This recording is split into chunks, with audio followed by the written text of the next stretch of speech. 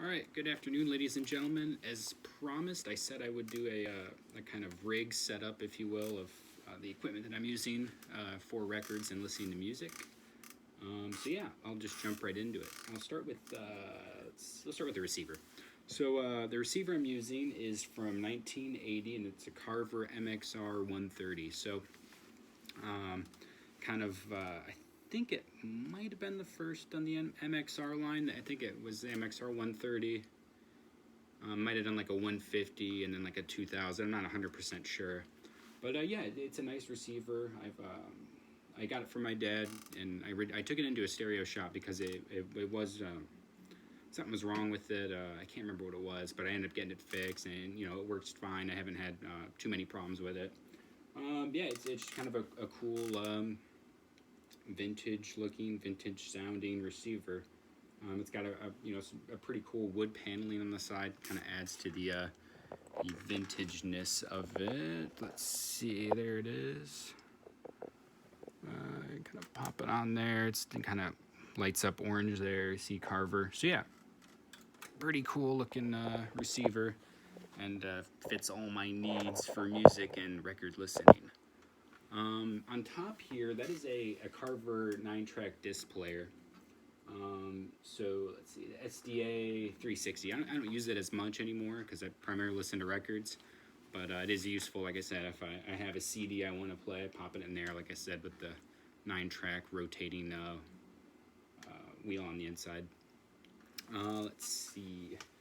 Next, we'll go over my turntable. So I got this turntable a couple years ago. I think it was around 2016, and it is a Rega Planer 2. Rega, obviously, a turntable company from the UK. I think founded in the 70s, and the Planer 2 was their first record player. So yeah, it's a very nice kind of entry-level record player. It kind of has that nice British warmth to it, Let's see, and it is sporting a carbon cartridge. That's kind of their initial cartridge they put on a lot of their record players. I'll most certainly upgrade my cartridge, but it works fine, for me for now at least. And then it is belt drive, so it's manual. So basically, if I want to switch it to 33 1/3 or 45, I would just remove the platter here, which is here. Let me just kind of zoom in on it. Yep. Sorry, there it is. Yep. So it's kind of got that clear acrylic platter on it, and the belt's underneath. So you would just basically, if you want to change it to 45, remove the platter and then change the belt over. It's pretty easy. Nothing crazy. I know most record players are probably like that. So lastly, my speakers. You can see one of them back here. I took off the cover of it, but it's a B&W DM580 speaker, and I have two of them, obviously cabinet floor speakers. Very nice for me and my setup that I have now. Nothing crazy, but like I said, you get a nice solid sound, nice loud. I can make them loud or make them quiet. They work. They don't take up too much space. So yeah, that is my setup. And so yeah, I guess I'll go into how I started listening to records. So yeah, music's always been a pretty big deal in my life. I grew up, mainly from my dad and my mom. Grew up listening to the Beatles, The Who, Led Zeppelin, Depeche Mode, Nirvana, Red Hot Chili Peppers. So kind of a mix of everything as far as rock goes, and alternative rock. So I've always been around, always been exposed to it. My dad's a pretty big CD collector. He collects a lot of audiophile, MoFi CDs, super audio CDs, analog production CDs. So I've been around music a lot, and it was a couple years ago I started reading about the vinyl revival, or whatever you want to call it. And it really interested me. Records, vinyl records was something that I was like, I would like to listen to or see how some of these albums sound. I liked listening to albums all the way through. And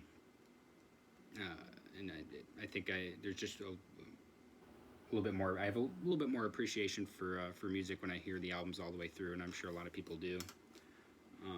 So yeah, like I said, it was a couple years ago I decided to invest in the Planer 2, and I got these old speakers from my dad and the receiver as well.